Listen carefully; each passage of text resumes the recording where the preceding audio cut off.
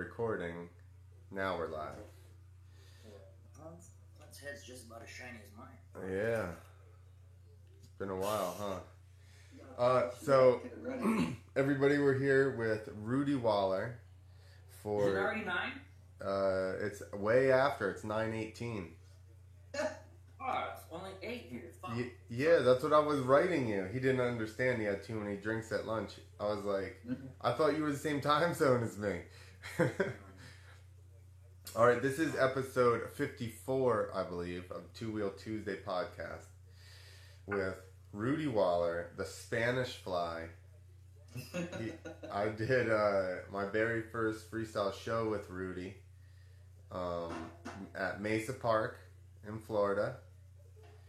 And Kenny Yoho, and Derek Berlew, Ronnie Renner, and maybe Travis? It was a long time ago. I think Rocky Winstead was there. It was Winstead, not Berlew. Yeah. Berlew rode a 125 Yamaha. Yep. And Kenny Yoho drove past the landing with the ramp on the trailer and looked in the rear view and then just stops and goes, "Yup, unload it." And I go, "What?" And he goes, "Yeah, drop it here." And I'm like, "What's that?" And he goes, "Looks about right." So to this day, I have no idea how far we jumped. That's how it was. Remember? That's before all that. We didn't. It kind of looked big on TV, so we had to make it big, right? I don't even know what it was. And there was it was in the sand, the run-in was in the sand, and you like come up this little hill, and it flattened out for like 8 feet, and then you got onto the front of the ramp. And the ramp was not sturdy, so if you hit the ramp behind somebody else, it was still wobbling back and forth when you went onto it. Was it Kenny's ramp, the big Red Rider? Yeah, exactly. Just with that last extension off. It was still like 9.5 feet tall. And about 2 feet wide. Yeah, exactly. What year was this? 2001, probably? What? 2001? Yeah, man, it was earlier. It was about 2000, maybe. It was early. I remember that ramp. Kenny made that ramp up, and it looked like a carnival ride, man. It was a carnival ride. Kenny Yoho's life is a carnival ride, isn't it? You remember we took that ramp one time to an IFMA and nobody wanted to jump in. Yeah. So Kenny said he would jump it, remember? And then he took off and Somebody broke his arm? Yeah. So then that really freaked everyone else out. They're like, fuck, the owner of the ramp. Yeah. Do you know why he come up short and broke his arm? I think he was in first gear, maybe? Nope. What? He was hurt. We were doing that DeLand show. Mm-hmm. And he was hurt, and either Tilton or Clowers, I think Clowers, one of those guys was riding his bike for the show. And they start up and they start riding it around, and they're like, "What the fuck is going on with this thing?" They finally checked, the spark plug was like halfway out of the fucking cylinder. And Kenny, the last time it was ridden, Kenny broke his arm on it. Oh, man. Well, that's a long time ago. Learned a lot the hard way. Yeah. Sometimes you gotta learn the hard way, right? Or you don't really learn your lesson. Yep. We did a couple of shows together. Remember? I remember. Did you do we drove out to Texas? Was it? when we first had the truck. Yeah, and it caught on fire. Take it apart like in about. It was really hard to get together. It took like 4 hours to put it together. Yeah. So the box van originally was a 12-foot box van, and so we made Tricky Hickey made the ramp. So the it was a full box van, so the whole deck of it was like a safety deck, and then you had to actually pull all the sections out. The sections were 12 by 8-foot sections for the whole downside. So you had to pull these. They were the whole floor of the truck. So everything else got landed on top of the all the ramp pieces. and there was legs in there too. So you had to pull these pieces out, get a forklift, pick the piece up, put it to the next one, run bolts through, and bolt every one together and hook legs up on it. But that was one of the first landings. I think that was there wasn't many mobile landings. I want to say that was 3. I want to say the first one with a motor. Well, no, because Burnett had a flatbed truck with the flat over top of the cab lifted up.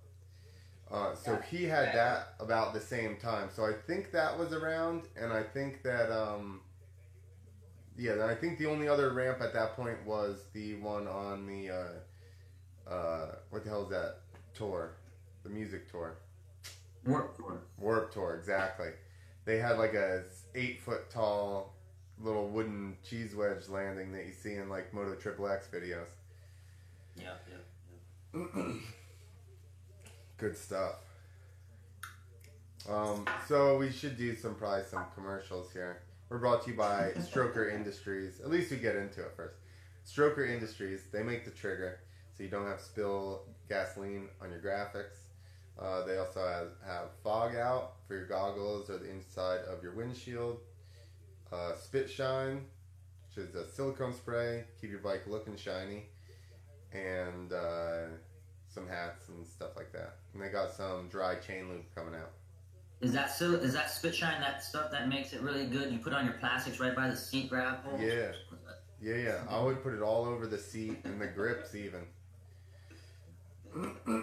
We had that conversation about it. I was like, people put that. I have friends that would wash their. He would wash his bike and then he would spray it with WD-40. And he was like, dude, do it. Your bike looks so sick and blah, blah, blah. And I'm like, okay, cool. So I washed it and I sprayed it down. And we went to an arena cross. And I literally started my bike up and I rolled onto the start straight to get ready for practice and was like, hell no. And just picked up handfuls of dirt and rubbed it all over the side of it. Because by the time I even got out there, I was like, I can't even hold on to the bike just to ride across the floor. That's what my dad used to do to my 80 because it made it look cool as shit. And then he armor-rolled my seat because I was too short, so I'd have to like put one leg on. So it helped me get on, but then I had to ride it. Yeah. Didn't matter. Doesn't work. He kept you like 3 seconds a lap slower, Nick. He's trying to just keep me tame. Yeah. My pop done that a couple times, I think, but you know, at least it didn't rust. The plastics. Yeah. Really good. My stock pipe looked awesome. So, my armor all on that thing back there behind you. This thing's got, it needs it. It hasn't been washed in like a year. It's been ridden probably twice. That's FMX for you. Yeah, it's there. So, you started, obviously, you're from Panama, and you started riding in Panama. So did you just ride like, I feel like in America, our imagination of you riding in Panama in the 80s is like you got like some Hodaka or something from the 60s, you're riding around in some fields with a coconut helmet. No, as a matter of fact, when I was racing here in Panama, I mean, I gave up a lot of my racing, like getting sponsors and everything from here to go up there and chase this, chase my dream. I gave up salaries and bikes and stuff like that because, it's the States is where it was at. You had to do it, so I just had to do it and release and go. But I had good bikes down here. We had really good bikes, good riders. Well, you were a factory rider, correct? Yeah, I rode for the importer, which is the same thing as riding for like the importer in the States, but I wouldn't say factory because I wasn't getting factory parts, Right. You were as factory as you can be in Panama. Yeah, exactly. Yeah, I was getting a salary and getting bikes and stuff and mechanics and so yeah, it was good. Motocross was good down here, back in the day. So you originally came up here to do Supercross and stuff and race still, or did you come up here to do freestyle? No, freestyle wasn't even around yet. I had gone up there to race. I had met. Actually, freestyle was just kind of coming along. I had gone to an arena cross in Costa Rica. Can you hear me? Yeah. I had gone to an arena cross in Costa Rica and hooked up with the guys from Krusty Demons. And there was a halftime jump show or contest was me, Clifford, Adoptante, I think Carrie Hart, and Seth Enslow, and I think maybe some other racers or something. But we did a halftime like free over the triple, some tricks. I did my chicken wing, and that kind of impressed the guys. And then they're like, "Hey, yo, you want us to hang out for a couple of weeks and film on the beach and hang out and party and film for Krusty Demons?" I was like, "What? Yeah." So I ended up staying there with them and then inviting them down to Panama, and that was it, man. I was hooked. Like not even a couple months later, I was telling my folks that I had to go to the States because it was just another thing. So I took off. I just sold everything and left, packed up and left. Nice. How old were you when you did that? Shoot, I was already like 23, maybe 24. And you just moved to the States, or? Yep. I took a dirt bike. Luckily, my sponsor Yamaha had let me keep my bike, so I put it in a big duffel bag, parts, and took it up there. Rented a car in Miami and looked in the phone book for a bike shop. Headed there and just said, "Where's the track?" And then I hung out in a hotel in Miami for a couple of weeks till I met people that I could stay with, and that turned into about 15 years. Holy shit! Nice. That's a pretty good story. What did you do here racing wise? I tried a lot. That's about how I did. Yeah. I tried for 1 year. I tried to do, I did the local stuff, and I thought I was kind of fast and stuff, and realized that Miami wasn't really the hot spot. Yeah, and then you've seen some national guys, and you're like, what the fuck? Yeah. I showed up, never, not knowing what it was all about, ready to race the Orlando Supercross. Gnarly. I've never seen a Supercross track or a practice track. When I was told that I was going to ride in that, I went to the local track and I started jumping the berms and shit, because that was like the steepest bumps I could find, was the backs of berms, and doing transfers and stuff. And get used to the jacked up little jumps. That's how I got ready. And then I went to Florida, got off the airplane, went to BSY. I don't know if you remember BSY. Yeah. Yeah, they were really good to me. I showed up to an open house, and Bob Hanna and Damon Bradshaw, all the dudes were there. They're like, "Oh, here comes this guy from Panama. He's ready to race Supercross." Well, I got an awakening, but I stayed there. I tried a lot, and I qualified for a couple of night shows, and Nice. which to me was a big deal back in the day. That is. I got my pro license, did some outdoors and stuff like that, but didn't really set the world on fire, and blew out my knee in Daytona, I think 98 maybe, or 98. Blew out my knee in Daytona Supercross and kind of gave it up. And then Kenny Yoho called me and he's like, "Hey man, I know you like to jump back from doing always it was my go-to was the chicken wing. So he's like, you like to jump? I'm going to make these ramps, and I got this idea. They're doing this on the West Coast. We got to do it." So I was like, "Hey, I like to jump. Let's do it." And he drew up some plans, I think on a napkin or something, and made these ramps. And we showed up to Mesa Park, and like you said, we set it up like, I don't know, that thing must have been 100 feet. I don't know. It was...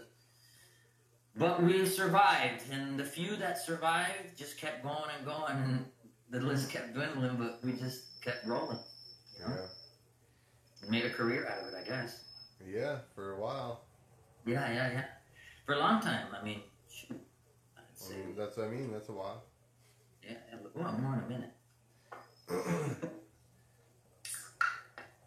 What are you drinking, Rudy? It's past 9 o'clock, right? So any of the kids out there, This is after hours. So You're I'm having a adult little soda. red stripe libation. Nice. What do you got, Nick? I found this at the store. Sour Gold. It's good. It's pretty good. Founders. Yeah, Founders is good. Sounds good. I got some more Jersey stuff. I don't know what that is. Let's see this Jersey trash. Tab. Sigmeister.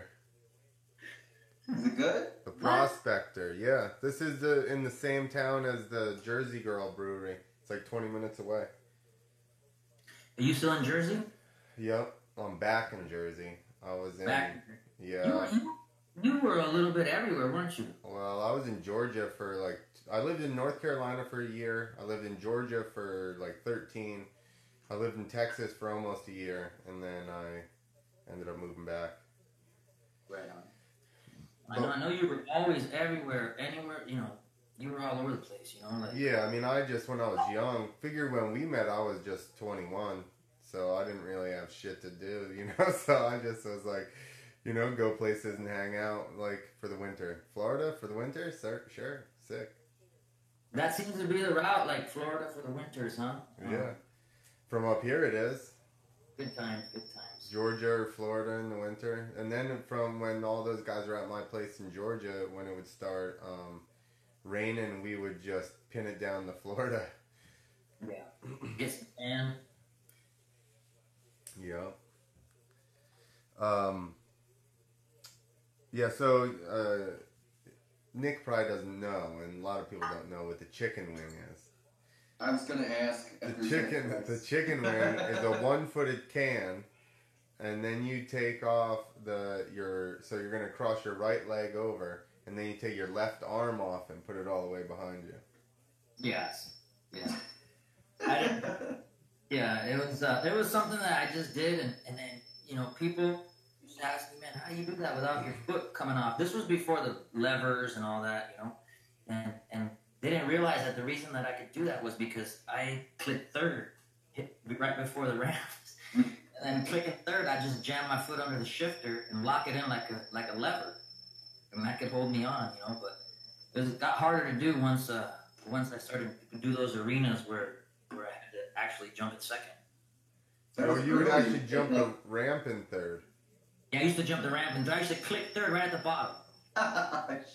And that just sounds scary. It does sound scary. That was back from the racing days. I used to just click third and hold my foot, jam it up in there and lock it. And sometimes I'd land and it was in fourth, you know. Imagine coming around like in Baltimore Arena where you had to jump off the stage and I had to jump off in second. Yeah. Click third and just, you know, offed it over. But Kenny Yoho actually taught me how to jump in second. Dude, Kenny, people don't give him credit, but that fucking guy can ride. Yeah, he's the best rider, natural rider I've ever met. Hands down. I mean, what is that squeaking noise? Huh? What's that squeaking noise? Crickets. Really? Yeah, I live in the mountains. I live pretty far away. In Panama, so everybody knows. He's in Panama. Back down in Panama right now? Oh, yeah. I'm in Panama. Panama has way better internet than the Midwest. Yeah. You know why, Nick? Because people don't just fly over Panama. They actually land there. They fly to it. They land in Panama. Fuck you and New Jersey.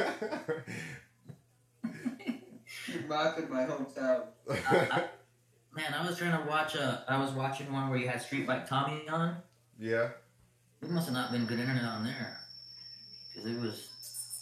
But no. Maybe it's just an old one. That was the remix. Which one was, who couldn't you hear? Tommy or Nick? Yes, him. It was cutting out. Oh, from Maryland, huh? How's that, Clint? That's up by you. He probably just didn't have a microphone on. That's what his issue was. It was an audio issue. Not He didn't pay his bill. Maybe. Maybe so. He was putting all that money into that barbecue trailer. Are you in Illinois? Yeah. Okay. Yeah, I read your sticker. What sticker? Behind your head. It says on Forburger. Oh, you can read that from there? Yeah, man, I got good internet. He can read from fucking Panama. You know what? I'm little, and I just clicked on the picture. You can see a lot more. I didn't realize that. But no, even from that, I can't read it. I can't read it on my own internet. And it's right behind me. Put another Rudy picture up.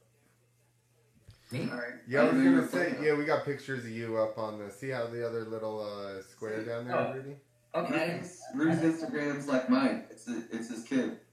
I Yeah. keep looking for pictures of him riding it. I'm like, I'm not finding any. Yeah, it was hard to find a picture of his face. Here's Moto Dad, Rudy. Damn it, son, get your leg out. No, but that's not my kid. I do riding lessons down here, and Okay. one of my students there. So is that all? What are you doing down there? Just that? Yeah, I do riding lessons. You know, still in with the riding with sponsors. I still got some sponsors, but mostly it's the lessons with the kids and promoting the events around here and trying to push the motocross here in Panama to get back where it was back in the day. You know, trying to get some riders to pursue it and travel beyond Panama, which so far has been working out really well. Nice. You're like the mentor down there. Dude, what we need to find is Rudy's modeling pictures. Oh, I'm on it. no, they're not even. Well, maybe you might in the bottom of Instagram, maybe somewhere, but I don't know about all that. Dude, there was a picture that we heard about it and we were like, shit, I haven't been recording this. It's streaming. It's streaming. I'll have to rip it off. I'll have to rip it off of Facebook, maybe. Dude, it's probably happened. This is what happens to dirt bikers. Yeah. I started drinking before we started. We all did. Like a... I only was one beer in though. I hit it before and I thought it went and it didn't go. But it'll be all up on Facebook. I'll just have to see if I can scam it off there. I'm sure I have one somewhere. So we heard about Rudy modeling, and then I was like, come on now. And then finally somebody found, I don't know where, but they found a picture of Rudy. He was skinny little model boy with some long black hair, shirtless, with some jeans on a fucking horse. That's it. Clint, do you remember how I used to get to the first IFMA contest and stuff like that? You remember my BMW? Oh yeah. I used to go to the IFMA contest with a BMW and a trailer, slip back, shoes, loafers. It was the Spanish Fly. They used to drive that thing all the way. Pimp will find this. Yeah, we used to drive that thing all across America. Like, people were like, why don't you buy a truck? A truck? You're like, Let I'm me make saving a dream. fuel. Yeah. Exactly. Let's see. I'm gonna find myself in a weird position searching Rudy Waller male model. No. Dude, it's gotta be so. That was old when I met him. We're gonna find it. The He internet was has probably like friggin' 15 in the damn picture. everything. Like, that ain't even on the internet. I don't know where we found it. They didn't even have MySpace. It's on there, dude. Some old guy. You see this? In the ICQ days. What? Look at Moto Pen. Can you see that? No, is it on, He says I'm on it. That's Moto Pimps. Moto Pimps have been around for a long time, huh? Yeah. He's another Jersey guy. Right? He's been doing videos forever and filming stuff. They used to do mostly 50s, no? Yeah, he rode 50s a bunch, doing wheelies and stuff like that. He jumps out in the pit and stuff, but Yeah, I just started following him just through this. I saw I got the connection again, and I remember that guy. Is it Mark? yep. Yeah. Yep. I remember that guy. Everybody remembers Mark Jordan for some reason. Mark Jordan, Moto Pimps. Yep. When they started riding the 50s with the street bike tires and the big handlebars, no? Like the bikes with the wheelie things and shit. Yeah. Yeah, he's a wild out wheelie boy. That's funny. I don't think we actually did like a ton of shows together. No, because I was doing kind of what you were doing. You know, we were kind of running stuff like our own ramps and our own little setups. So you always had your gigs and I had my gigs, and Yeah. you know, and that's why sometimes we would meet up and ride together. You know, a lot of the contests, you know, as well as contests. I don't know about you, but I didn't do many contests. We were doing demos all the time. You know? Yeah, well, I'll tell you my whole story with the IFMAs. What happened was the first year that Derek Berlew and I did some, we did the last 2 rounds of the year, and at the last round, it was Trey Owens at the time, and he goes, he's like, I want you guys to do the whole series next year, and I said, I owe John at least another winter doing monster truck shows. I said, but when we don't have monster truck shows, I'll come and do the contest. And then John and I had a falling out, and that was it. I never did another Ramp to Dirt IFMA. But you did like the ramp to ramp. I did the ramp to ramp ones. Yeah, I had to make nice and stuff because basically, like you said, I rode so many demos. I never got to do contests. I felt like I was starting to get worse. So I'm like, I need to get back into these shows. Like, I was friends with Hartman, who was talking about Jason Rowe and Michael Gravid and all these guys. So then I was like, I need to get in this circle here so I can ride with all these guys and get better. Because right now, I ride with like 2 people. You know, the problem was I stayed at Yoho's house, but he never wanted to practice. So we never ever practiced. So I'm like, just showing up and doing shows. And I'm like, I'm staying in That was the Florida. practice. I'm like, yeah, you practice at the show for 10 minutes. Afford to practice. Yeah. If you couldn't afford to practice, it was 50-50. Yeah, you're always sweating it. Like I got ride this weekend, or I'm fucking done.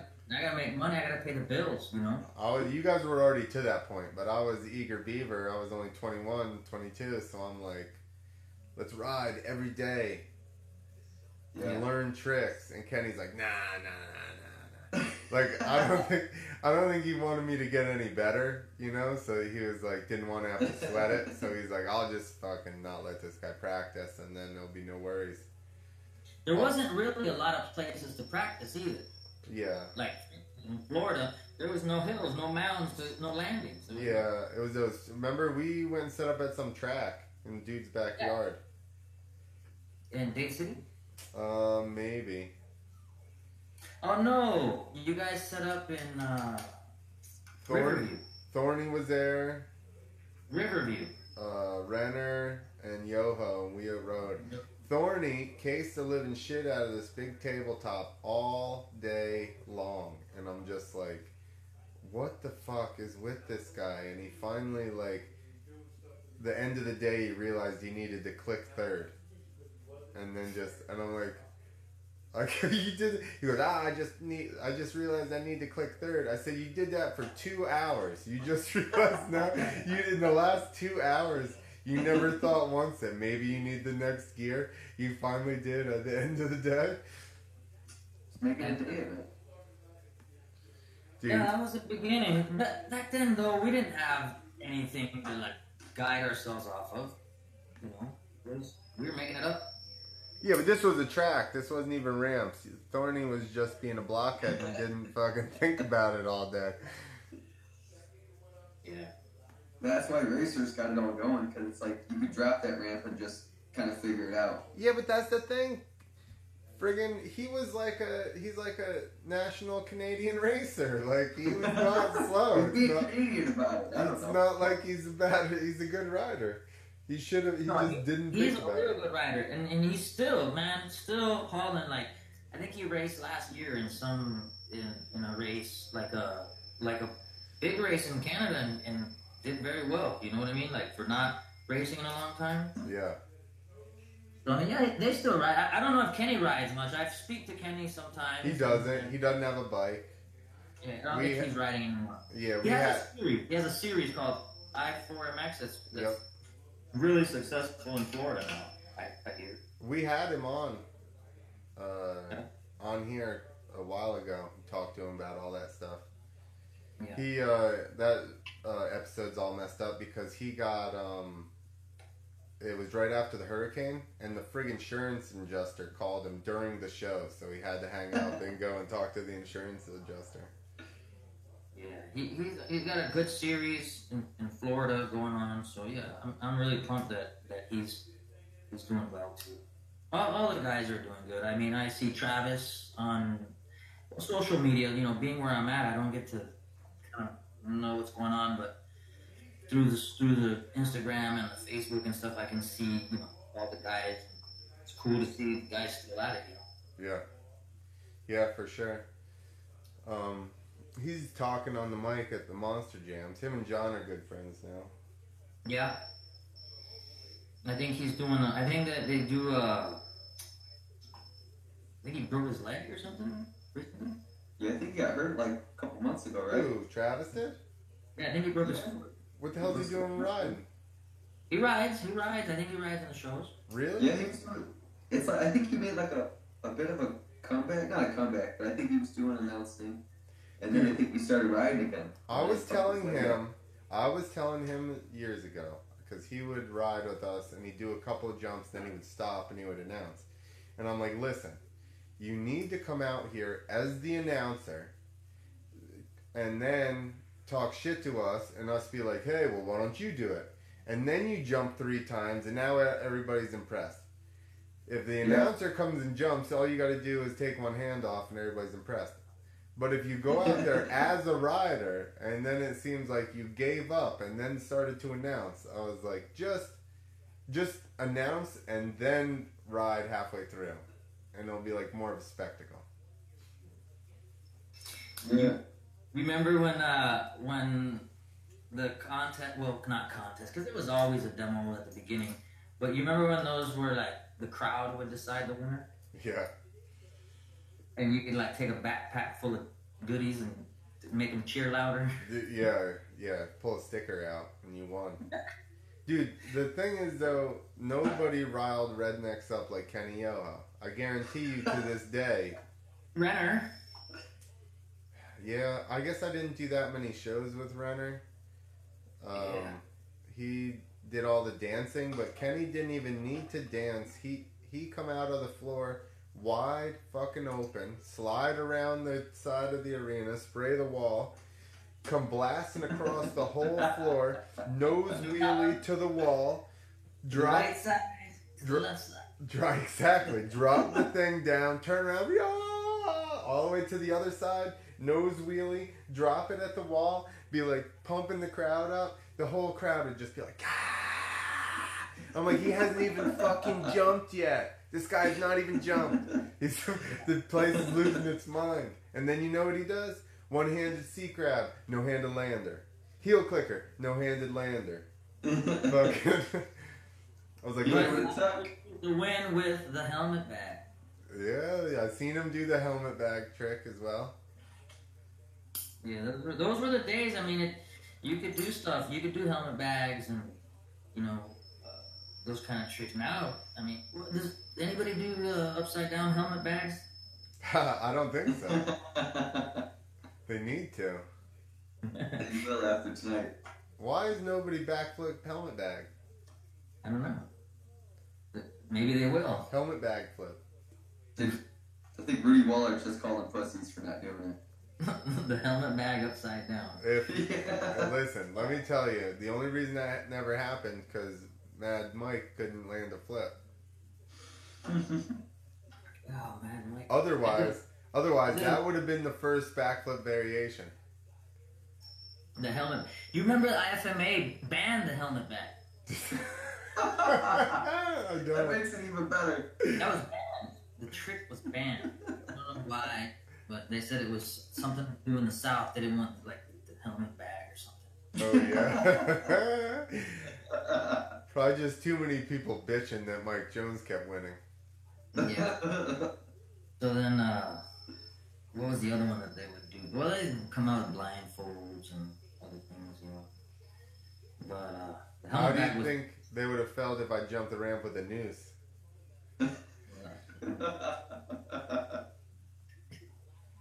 Nobody wants to respond to that. Beer.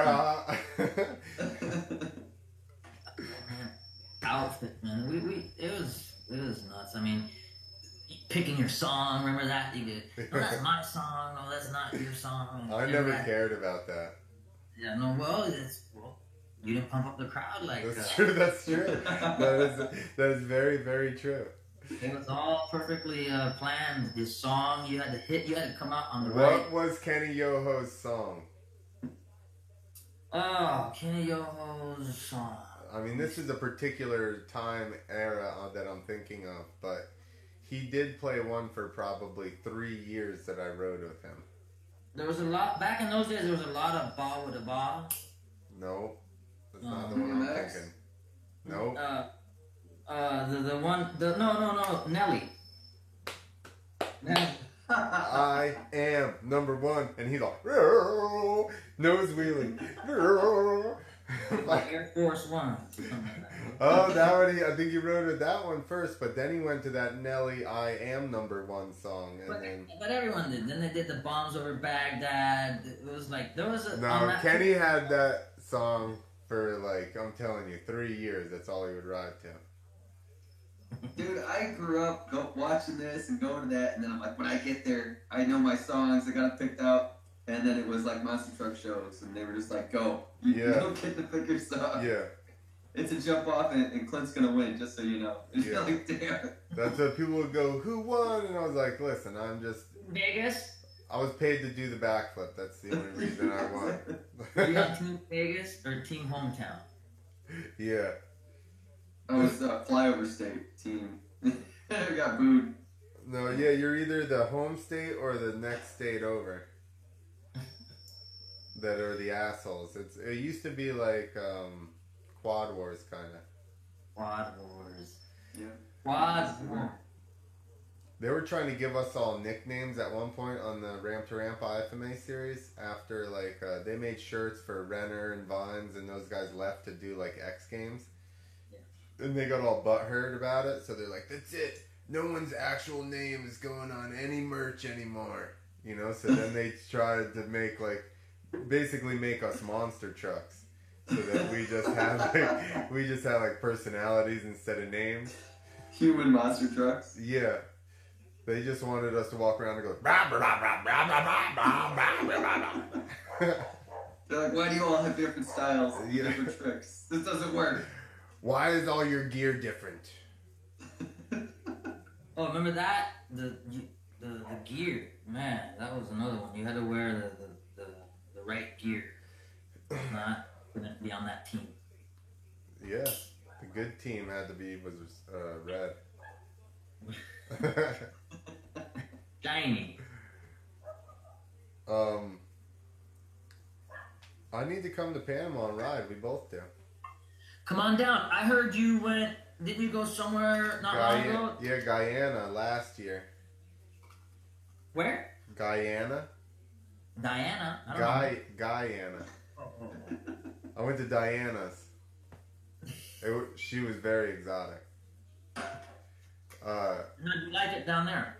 It was good. We rode like 1,000 miles, like 5 or a little over, like 500 something miles from this town to the border of Guyana and Brazil, and then we rode back out. But we stayed in like little Amerindian villages and stuff like that. But did you go do a show or did you No. just go there vacation? Yeah, I just went there to ride this the safari. Oh, okay. So we just we slept at like I said, little Amerindian villages and just like in hammocks under like friggin' lean-tos or whatever. What'd you ride? Well, at first I had a YZF 450 and then I blew that thing up like 2 days in because I was trying to stay with the XRs and stuff, which I then realized are way faster, like top end. Because I'm like 90% throttle trying to stay with them on straightaways, right? And so I'm like, these guys can't be better. I should be able to stay with them. And then I just realized, oh, this bike just doesn't have as much top end. I'm just ringing it the fuck out. And then the timing chain was already loose too, so it kept spinning, like missing time. So then it'd get to a point where it didn't want to start back up. It would stall on me, and then I'd have to kick it for like 45 minutes, and then it'd finally start up.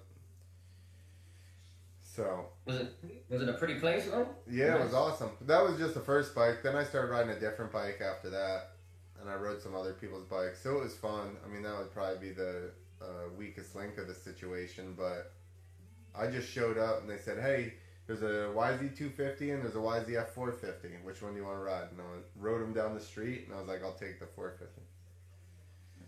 So, but yeah, it was awesome. We went to the jungle. You know, down at the bottom of the mountains, it's the jungle, and then you get to the top of the mountains, and it's like way drier, and there's not as many trees or anything, and all the villages that we stopped in, they'd all come out with fruit and whatever else, and like right off of the trees, and we'd eat shit off of the trees like all day long, and it was sweet. Light.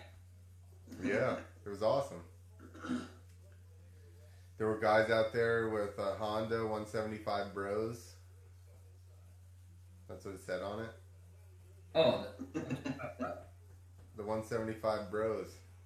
Maybe it was Never heard. 125, but I'm like with all these dudes that are on like 450s, and they're like, "I can't make it up the hill," and I'm like, "This dude's on a little teeny road bike. He's fucking showing us where to go." yeah. I've done some enduros with some guys that are, you know, GT 175s. That you'd be surprised. I mean, they people that know their trails, they can get by. Yeah. Well, I figure that's all that guy's ever ridden, you know, so that's normal. That's just going to the next town. Yeah. These dudes are like, "Shit, we're on safari." The guys got flip flops on. And how'd you hook up with that? You just So I did a show in Guyana about 4 or 5 times, and the promoter, he called me up one day and was just like, "Hey, you need to come down and do this safari with us." So I didn't even know how long it was or anything like that. I just knew that it was. I literally showed up with gear. I didn't know what the hell was going on, and then next thing you know, we're riding like 6 hours a day and camping just in our hammocks and shit like that. And then we had like a chase truck or like a following truck that would come behind us with all of our food and stuff like that. And then some nights we got separated. We got so far ahead of it that something happened on the road. There was rain or this or that. So then the truck couldn't make it through. So they end up staying in another place. So we don't have our clothes. Like the one night we got there, a lot of people slept at like another village that was on the way. How many people were with us? tour? Like, there's a lot of people. So the safari was big. There was I don't know, 20 trucks, 30 trucks, maybe 40 trucks that were on the safari, but we were the only group of motorcycle riders. So I think there was like 10 of us, maybe 10 or 12 of us. So and then 2 people in the truck. So but yeah, we'd lose people. They get stuck, get flats or whatever, get left behind. Nobody friggin' saw them or anything. So then they got to sleep in some other village, and then we made it places and didn't have food. But luckily there was like other trucks had made it, so the guys had talked to them, so they fed us and stuff.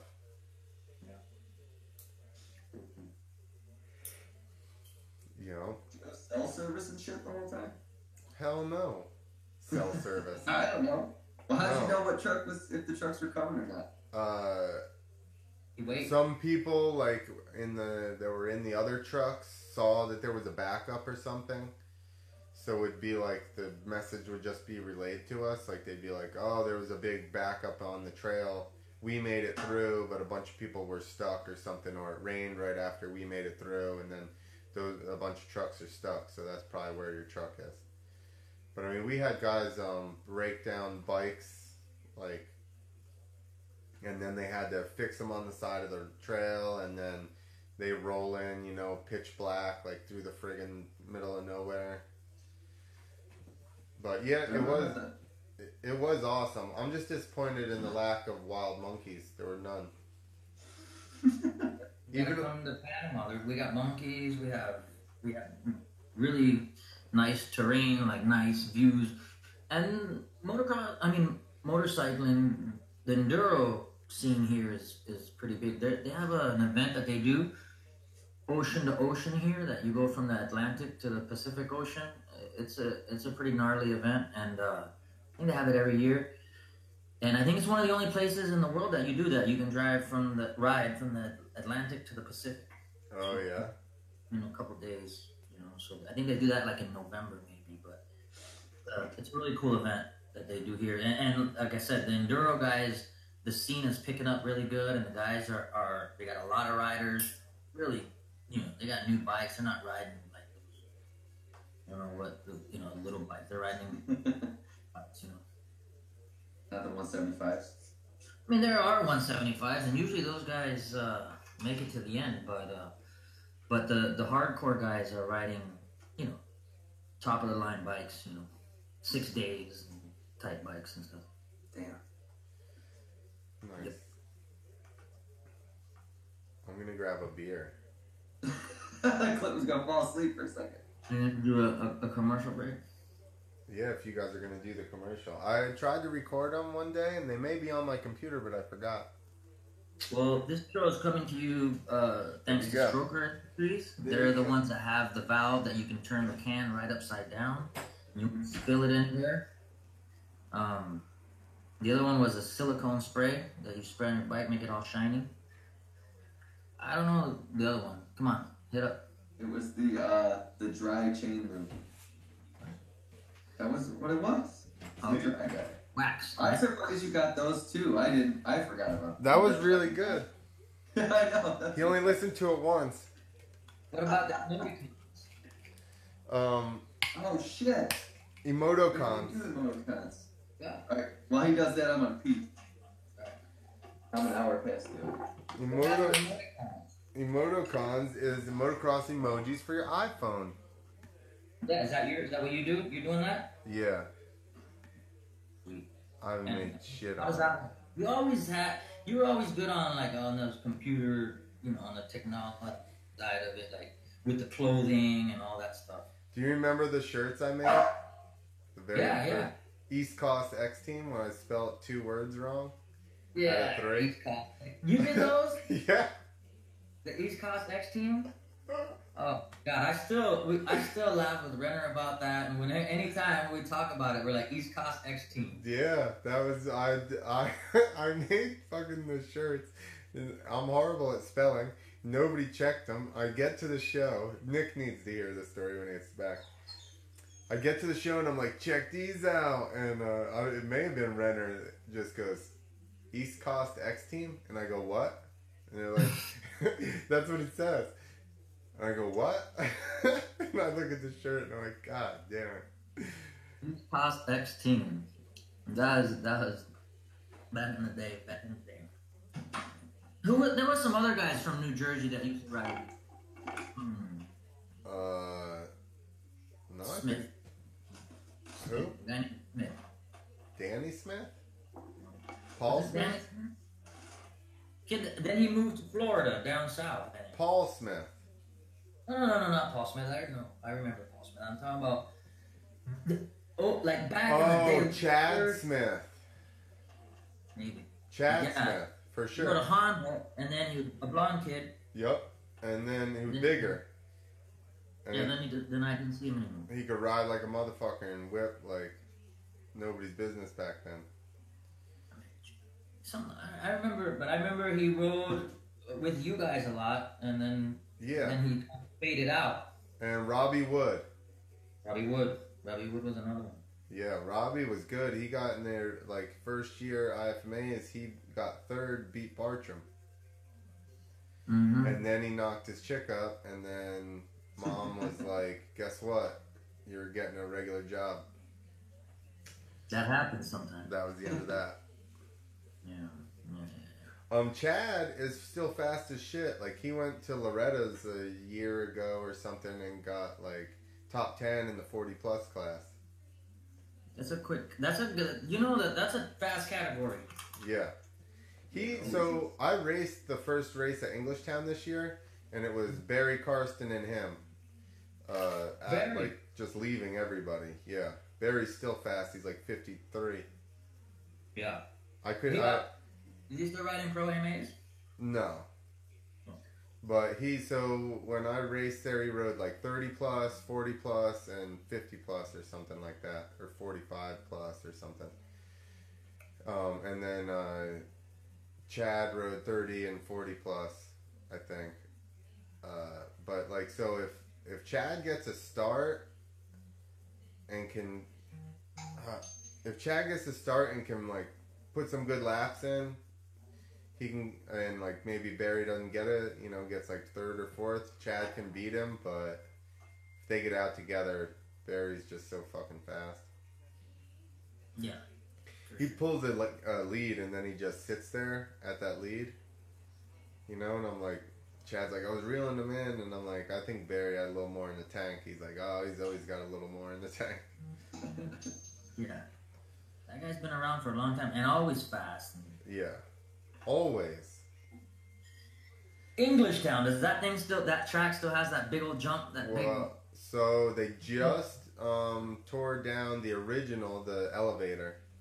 Yeah. They just tore down the original track and they moved all that dirt to the practice track, which is now the main track. So they rebuilt the elevator, but it's not like it was over there. That was a good track, man. That was I always like going to Englishtown for those shows. I mean, those guys are really cool. Mike Knapp. The Naps. Mike Knapp, right? Yep. Yeah. Did you ride at that dealership that I did the one year? We did Englishtown and a dealership like back to back. I don't think you were. It was definitely Yoho and Travis and maybe Thorny. It was, dude. We used to do a lot of shows. I mean, think about compared to the guys that did contests. How many shows did we do a year? Like we used to ride. Sometimes our schedule. Well, I'm sure the schedules now are pretty hectic too. But we rode a lot of shows. Well, they're kind of like not as like straight freestyle shows aren't as like they're kind of dwindling a little bit, I think. But there's a lot of circus. So the people that are really slammed are doing circuses, and they're like just all fucking weak. Oh, so the circus is cool now. What happened to Nobody said it was cool, but they pay. When we were doing circuses, we were carnies, remember? Yeah, you guys were the first. We started doing them, like I think you guys did them, and then you didn't do them for a while, and then we started doing other circuses. So we started getting shit for that again, and then eventually everybody realized that there's no work, and that if you want 50 weeks of shit, you better commit to the circus.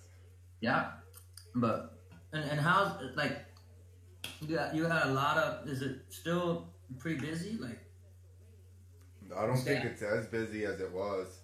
The last couple, I don't ride anymore, like freestyle, but the last couple of years, like 2 years that I did it, it was kind of falling off. And the problem is, a lot of the riders are so young and they get paid a certain amount and then they're like cool with that amount, and then the promoter ends up calling them directly.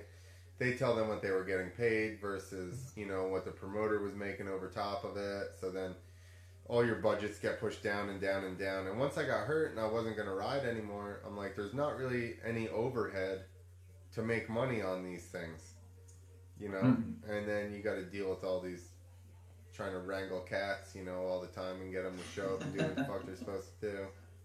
Unless you have like a ramp, and then even that way, now, I mean, I don't know. When I sold my ramp back, it's already been 8-9 years. It was already still hard because people were, giving the ramps for free too, Yeah. It was hard, but luckily we were part of it from when it was good, when the going was good. I mean, in the demos and stuff like that. I know, shoot, I wish sometimes I see these guys jumping those airbags and the cool stuff that they have now, and it looks like so much fun, but It's a lot more serious too now, you know. Yeah, exactly. That's what I tell people all the time. You know, like when we started, you could be hungover and do your 5 tricks. You know, because that's all there was. Well, Tricks. if you think about it, if you think about it, what I mean, that was the whole. I mean, some of the promoters wanted you to like that. You know, it was like I don't know. It was almost like Yeah, they you're wanted you supposed to to be a party rock and- star. Yeah, it was. Literally, it was a new sport, and shoot, you give a bunch of dudes a bunch of money, whatever they want on the road, and you know, sometimes it could be a recipe for disaster. But luckily, we made it through, and now you can. Now the way that it's going now, you got guys doing some crazy stuff. Yeah, I don't want to be hungover trying to double backflip. No, I don't even want. I mean, these guys back then. It was a kiss of death was the hardest trick. How about Seat- Javier? Remember seat grab was the hardest trick. Dude, I won Monster Jams with a seat grab for like a year. Solid year. No, it wasn't. Nobody was doing them. No, you know. But I remember practicing seat grabs. So I remember getting hung up on my pants on the back fender trying seat grab. That's why I had to cut that thing off. I did it after that. Now it's like every trick is so high that if you get caught on your fender, like, what were you doing? What were you just trying to do? Why were you even near your fender? Was it a bike flip? What happened? Yeah, exactly. How did you touch your fender? I don't understand. I just saw Javier do a Face plant? his head spun around. Yeah. That was my comment. I was like, dude, I didn't know that your head went 180. He was like, I was unaware that it did that as well. I That was mean, crazy. but look what he was doing. I mean, that what do they call that? A Backflip rodova? Rodova, yeah. And he rode over a flip and then walks away. On concrete. Yeah, to pavement, exactly. You could see And he was just disappointed when he fucking got up. He was furious. Well, that's Javier. That's why he's so good because remember he used to get disappointed if everything had to be perfect. Yeah. You know, that kid is one kid that practice until he gets it perfect. You know. Yeah. And that's how you have to be nowadays. Yeah, no, Yes. and that's for sure. If you're gonna do that at that level, for sure. And I tell this all the time. We were at some shady, like there wasn't very many people there, and the setup was kind of sketch. And he's like throwing the fuck down, and I'm like, "What are you doing, dude?"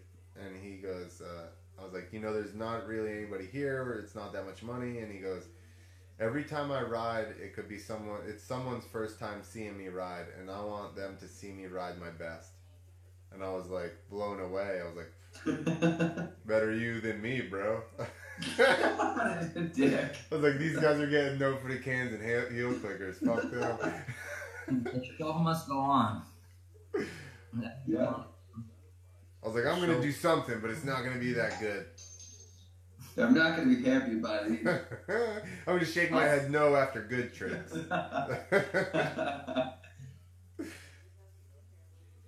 Oh, jeez. Oh, Jesus, right.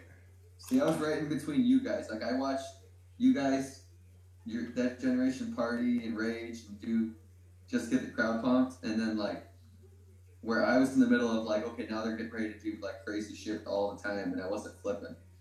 So then I was still, like, promoters were yelling at us, you guys can't party like this in the hotels. And then in my little bit I was doing it, we quit getting hotels. Yeah. When we were Oh, yeah. sleeping. Yeah. I was there when In we used to Coder get homes. hotels, and then that quickly went away. Well, mostly because Clint brought his dog and we'd get kicked out. No, I got her emotional support dog fucking card. Yeah. Well, not the night we needed it. But, oh yeah, we did get kicked out of someplace, didn't we? Yeah, we got kicked out of the hotel, and then I got kicked out of the stadium because I tried to sleep on the couch. That's funny though, because I've gone to like the Marriott and had that thing for my dog, and they were just like, "Come on in." We're like on the Times have changed, man. yeah, we're on the 13th floor, and now they want to crack down on those things. Emotional support dogs. Yeah, Yeah. because they're not really service dogs. Like my dog has 0 training. I just went online and bought her a certificate. Clint takes his emotional support dog to the women's bathroom and pees all over the seat because it's America. He can just do whatever he wants. What kind of dog you got? Blue Heeler. What? It's a cattle dog. I thought you said a two-wheeler. No, a Blue Heeler. It was the crickets. They chimed in at the wrong time. Quick question. This is from Mark Jordan. Who rode E-Town in a white tank top the one time it was ramped to dirt and crashed doing a no-handed lander ramped to dirt on the infield? Maybe you or Rudy know. Had to be before 2004. In a tank top? I want to say it was probably Winstead. Yoho. Yoho? No hand lander Yeah, it's true. and a tank top. Probably is Yoho. Yeah. I'll ask him on a Honda Or Suzuki. or a Suzuki. He only Wait, rode that. Moto Pimp is texting over here also. He wants to know, Rudy, What's up? did you crash at English Town See? and bend your wheel? I crashed at a lot of places, man. I know, see, But I mean, man, he probably has footage of it. I don't know. It was either Yoho or I. If it was like a wife beater, probably me. No, actually, if it would, I wouldn't have had a shirt on. Kenny always wore tank tops. That was my go-to, was throw the jersey or the shirt out, and then do the last couple. He said it was on a Yamaha, so it's either you or Winstead. Yeah, it was me or Winstead. He was male modeling. Yeah, that's what it was. Well, in English Town, you have a little bit more. It was a little bit more urban crowd than you had at I don't know, Tupelo, Mississippi. Yeah, for sure.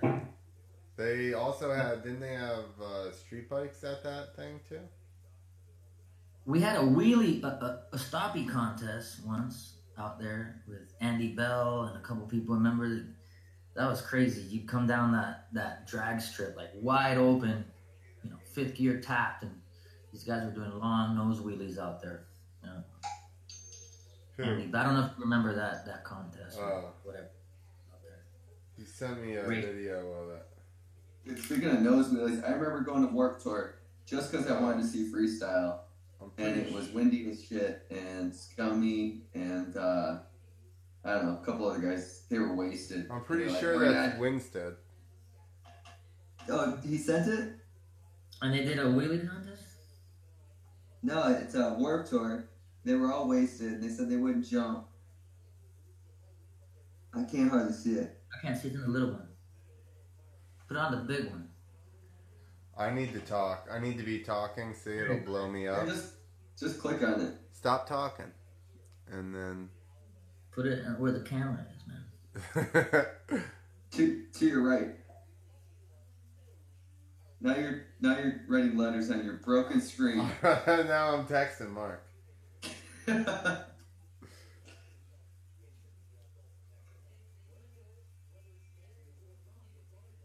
I think that's Winstead. Yeah, I don't think it was me making it.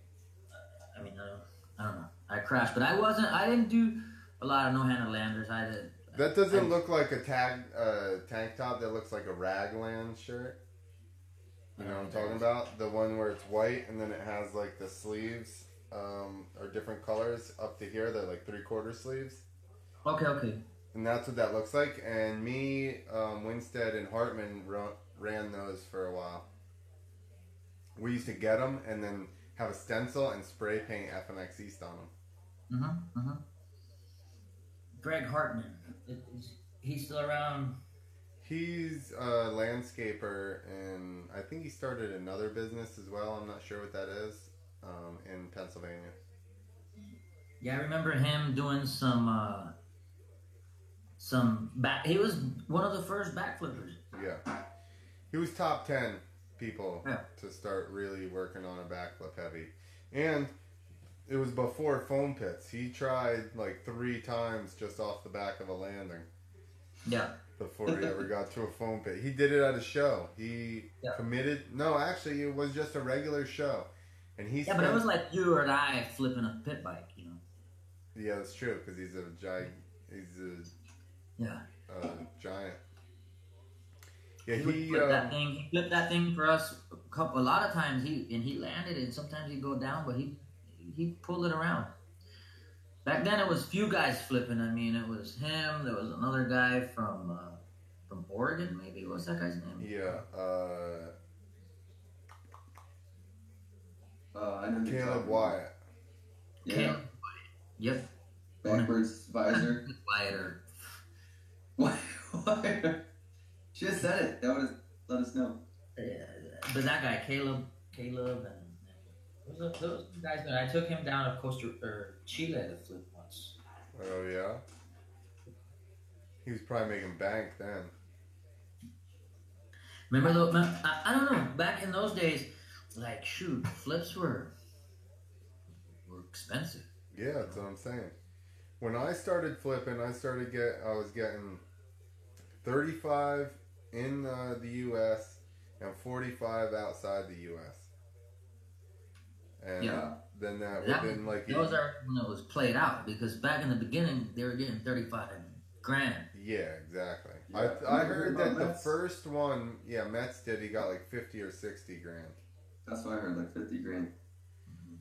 Yeah, it was expensive back then, you know. But again, it was new. Now you got double backflips. You got guys got dudes doing crazy things. I see it, and I don't even know what to call some of the tricks. You know, I don't know what that is. You know, I wasn't. I wonder how a double backflip, how that pays compared to a backflip when it first came out. Yeah. Like how soon till double flat backflips just lose their Yeah, the value? so it's like a regular flip. Like you basically just have It to. almost is, dude. They're doing them in practice and shit now. It's crazy what's normal. Yeah, but there's Well, now- still only 3 people doing them. You know, Sheeny. Well, no, actually, I'm wrong. Sheeny, Yeah. Sherwood, Harry Bink. Who's the dude in Europe who does them in practice? Luke Ackerman. Him and the guy who does awesome Oh, Pages. like Pages does them, but the dude who does backflip like tsunamis, huge. Javier. Night of Jumps tour. Remy Bizarre. Yeah. He does doubles. Yeah, he does. I think Remy does a double. I think Remy does a double. Dude, Yeah. he's been around for a long time and been a ripper for a long time.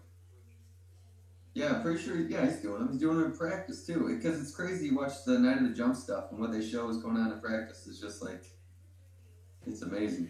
Dude, those guys like X Fighters and stuff like that, like they do everything in practice multiple times. Like they're not like us.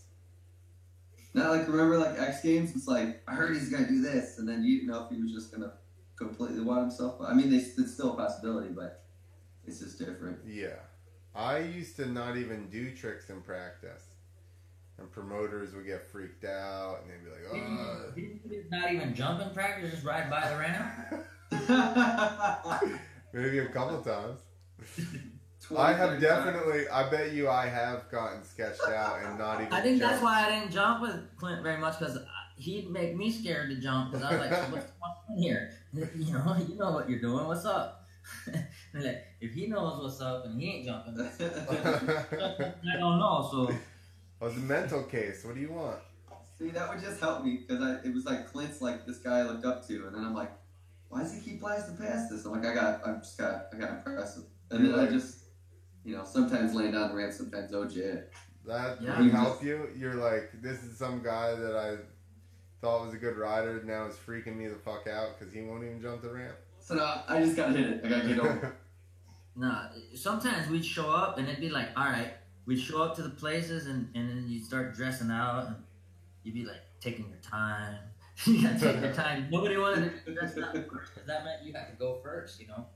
Or guys like me, you know, the stars got to kind of go out whenever they wanted to, but sometimes they'd be like, all right, you can come out for press in the morning. Come out at 7:00 a.m. for the local press. And you're like, what? No, man, why me? You know, because it was to go out and hit the course first.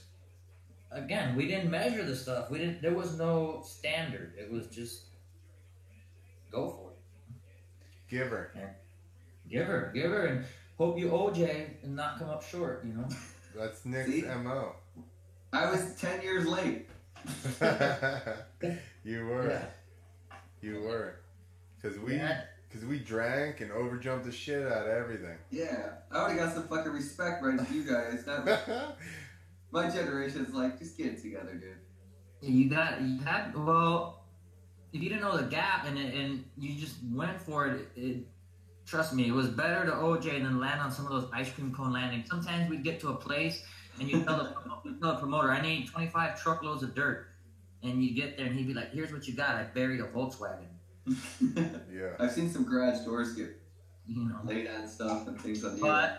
but the promoter would be like, well, if you want to get paid, you got to jump. So all right, set it up. Yeah. We'll go for it. We Yeah, did. show what's going on.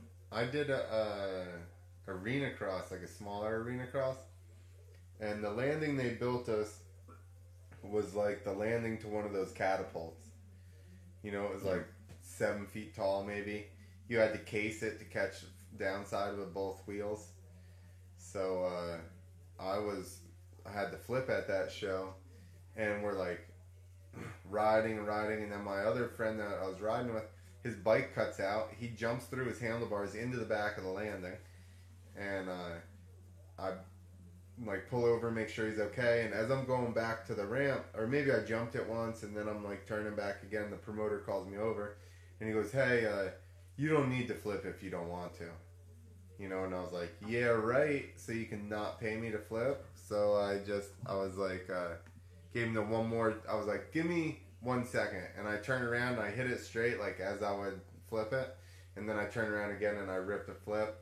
I pretty much committed to I was just gonna flip and just OJ the shit out of it and land flat, and I pulled, and I'm just like, "Oh shit, this is perfect." It was the best landing all day. And then I just waved to the crowd and rode off the floor. Yeah. I should have just flipped it all day because it was much more comfortable. Yeah.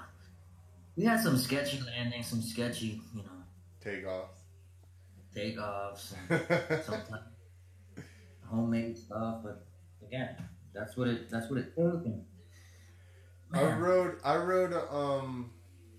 it was a auditorium with Yoho and I think Alabama.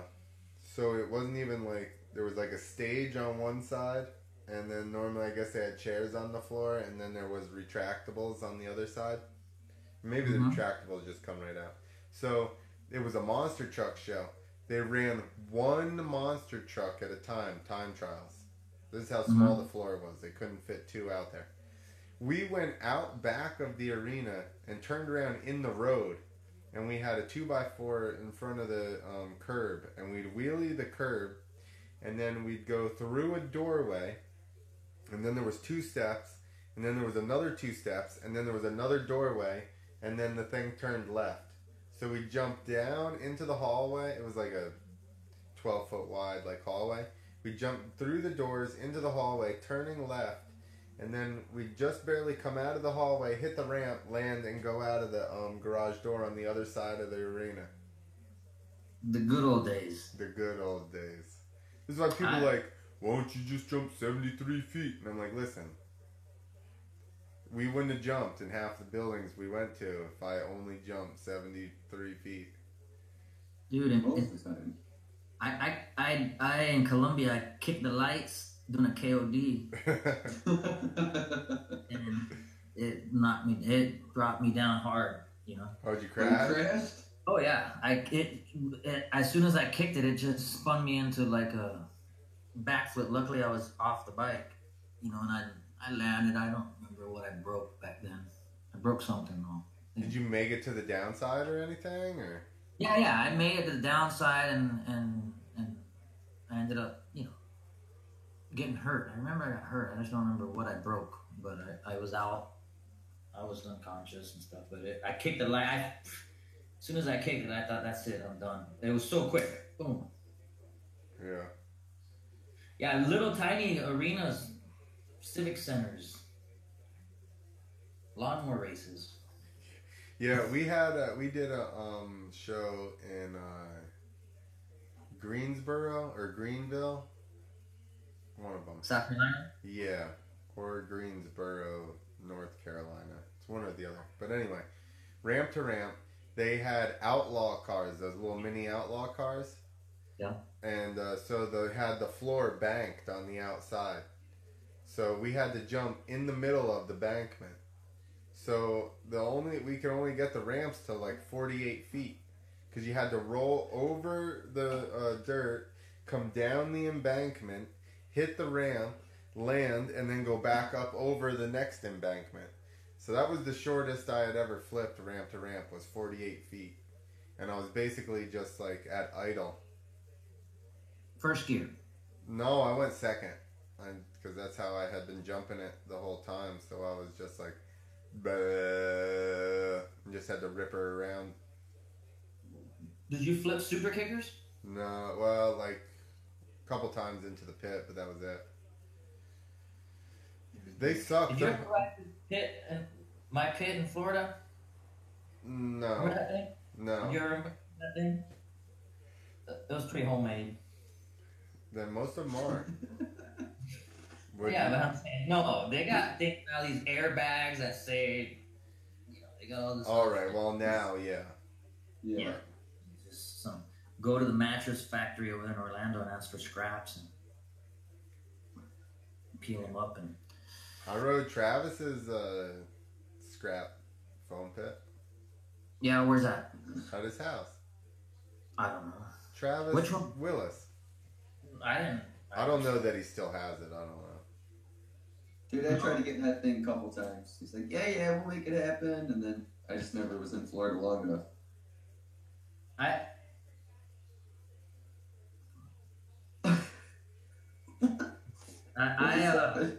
I started flipping bicycles into Travis's lake behind his house. So he's got The a first one. different house, yeah. You do a gator pond? Was there a bat in there? What's going on? I don't know, man. It's a monkey. Maybe. Hey, would you, if I fly to Panama, would you pick me up on your bicycle taxi? No. Canoe. A what? Canoe. Did you pick me up with like a moped? No. Canoe. Oh, canoe. Perfect. Would we have a monkey in this canoe as well? Eating rose apples. I was very disappointed when I went to Chile that there was no monkeys. Yeah, I don't know about monkeys in Chile. I had this whole thing made up with Javier, and I thought that he rode a bicycle taxi, and he had monkeys. He's just a hairy guy. That's not. And he's half monkey. He's the half monkey. Dude, we had Brazilian exchange students here, and everybody's like, "Do you guys got this? You got that?" And, oh yeah, I take a canoe to school, and they got crocodiles trying to get. They just went right into it, just bullshitting everybody. Everybody just bought it. Yeah. You probably don't have many crocs up there in Providence. We don't shit up here. In the noise. That don't work if it's not like. I'm thinking I'm like making them bigger. He just pinched to zoom us. On the computer screen. Dude, have you ever picked up a picture and then tried to zoom it like a physical picture? No. No. Yeah, you've never done that? Like, I've been on my phone so long before, and then I'm like looking at a magazine or something, and I didn't do it, but I almost reached for it to like zoom it, and I was like, I got sucked into the Matrix for a second. Yeah, we're still in the Matrix. No, that never did that one. What? Not Yeah, yet. too. I haven't done that one. How old are you? Me, 45. 35. Clint, how old are you? You 38. go this every time. 38. Oh yeah, you're not that much older. No, Clinton's younger. You're about 40. I'm 38. Who, me? What? Yeah. Jeez, and you were a kid. Yeah, I was young. You guys Now do you feel bad about all the stuff you taught him? He just had a beard. I had that beard in 8th grade, dude. That's the Esposito. Yeah. Yeah. I did. I had full sideburns in like 8th grade. Like big chops that could connect to my lip. Connect to his soul patch. They could connect to the corner of my mouth. That was the right time for that too. I did it. I ran it for a little bit. He had some fat cords and a fucking chain mullet. Ball bearing necklace. Yeah. No, I had that one with the round links, the big thick one. Yeah. No, I think I had one of those, but I didn't really ever wear it. I see some freestyle pictures right there behind you. Who, me? Yeah, because I don't go shit. That's my my father-in-law and mother-in-law made that for me. That's mostly me and the kids. That's them telling me I'm done writing. They're like, here you go. Here's pictures of you writing. Stop doing that. Nice. I got this one after Lust passed. Sweet. Hold on, let me blow you up because we can't see. Well, that's a cool one. I got this one. I got this one. Guy did this one for me. That's awesome. Who did that? Some dude named Camp in 2008. On the road, I was doing a show, I think in Chicago, and I got home and I don't know how the guy got a hold of me, but I got this in the mail, framed and done up, and it was pretty neat, you know. Damn, see that? It's a picture, but the guy drew on it, like painted on the picture.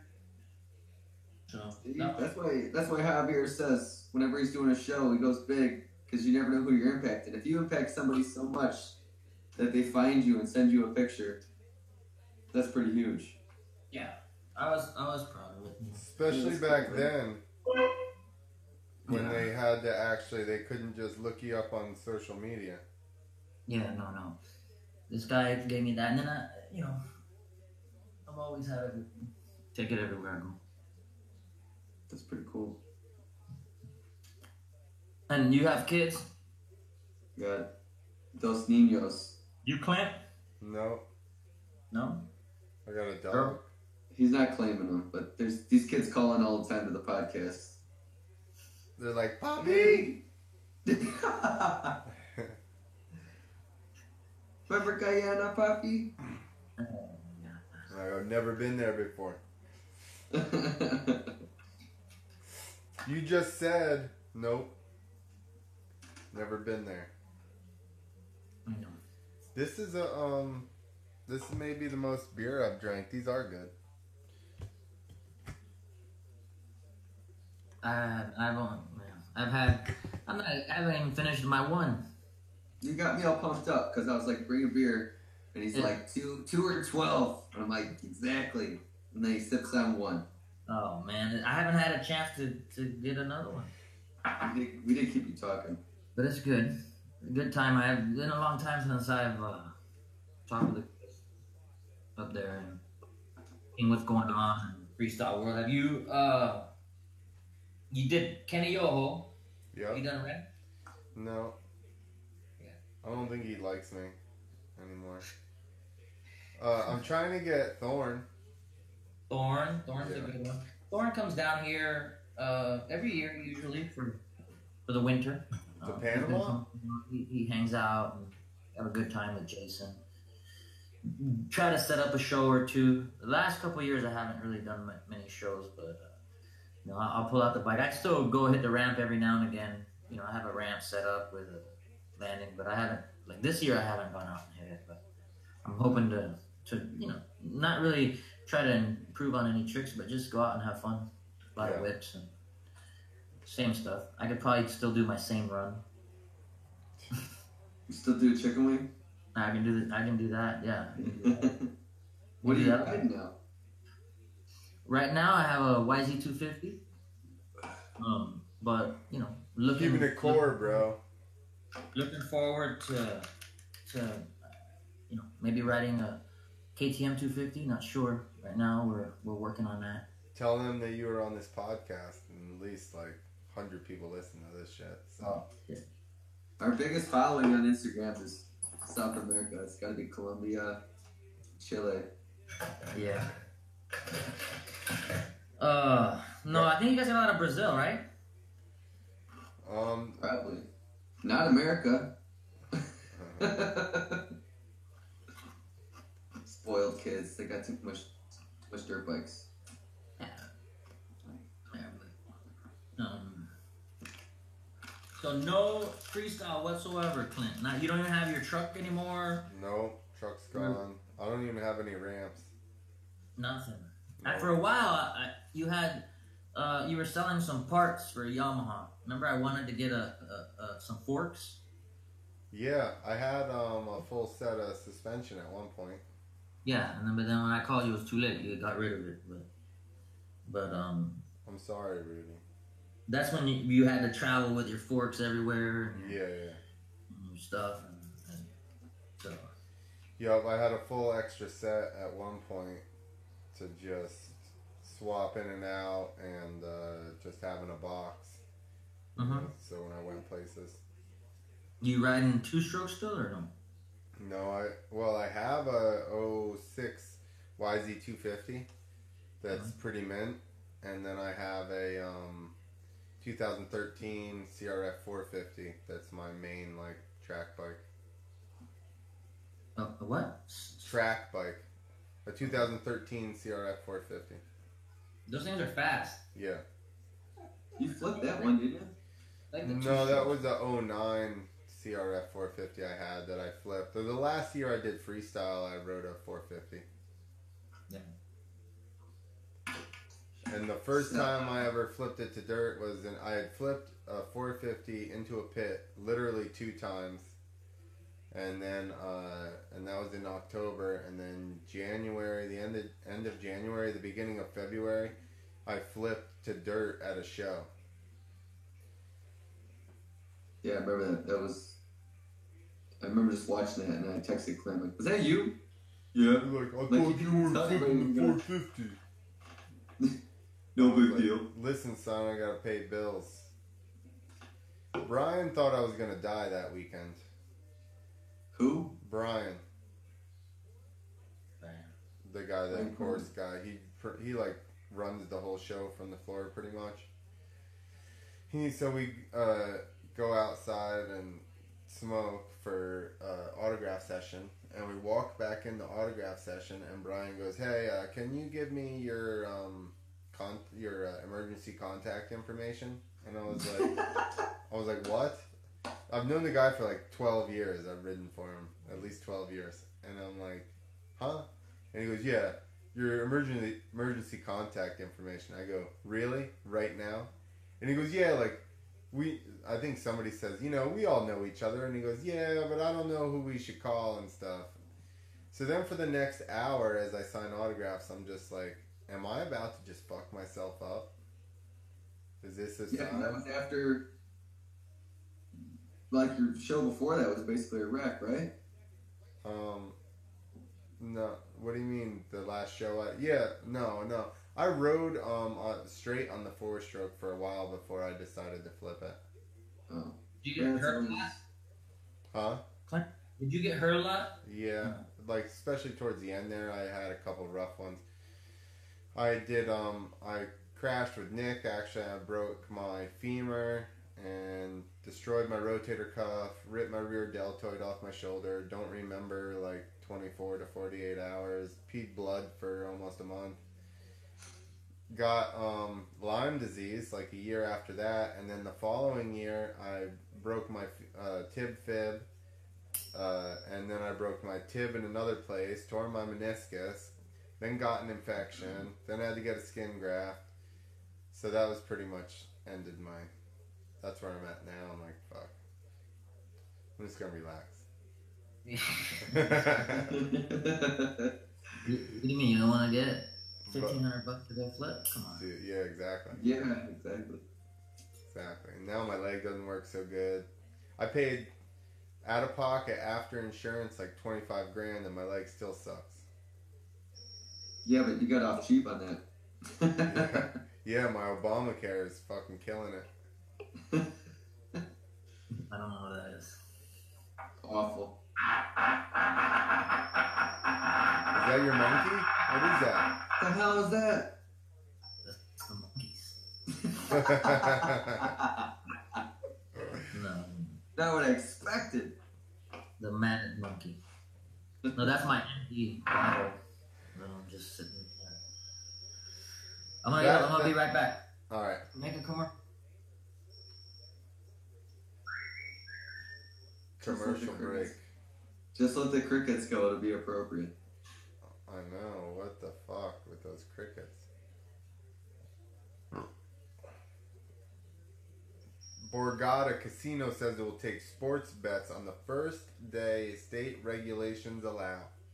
New Jersey's fighting for gambling.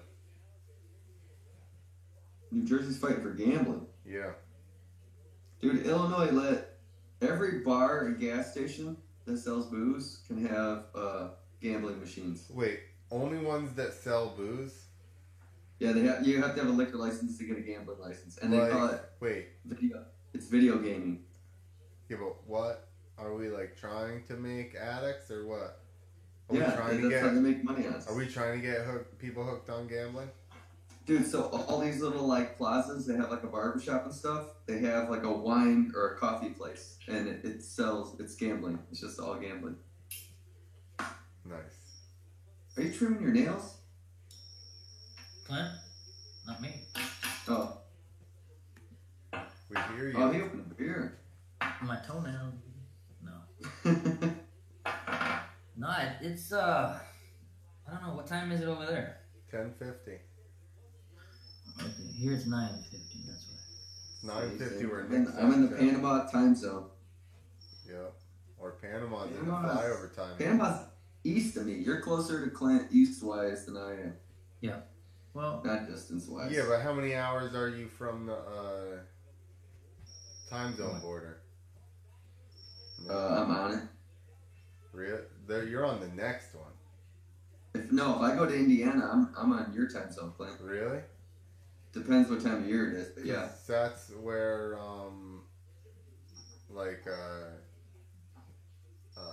Atlanta or Douglasville was just on this side of the Eastern time zone. I always wanted to go to the border, to the time zone line, and party for New Year's, and then have like a bus drive us over the time zone line, and then we could party again. You come to my house, we could do that, and it'll take like a half hour. It's perfect. Is there bars right on either side of the line?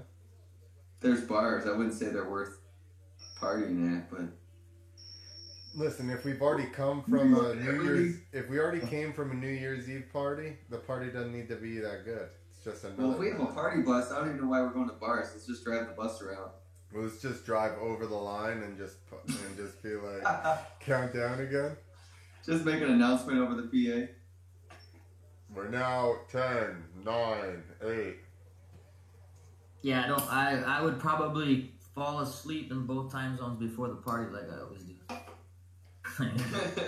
Well, Panama is it doesn't have time zones, right? What do you mean time zones?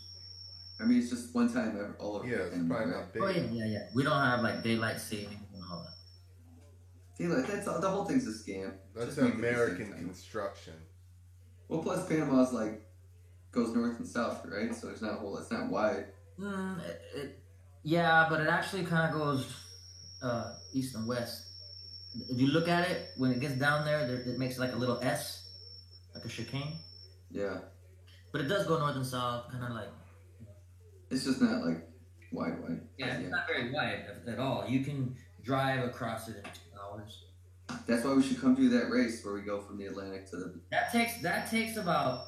I mean, because they do it in stages, so it's like 2-3 days. But I mean, it's not very far, but it's some. That's in November.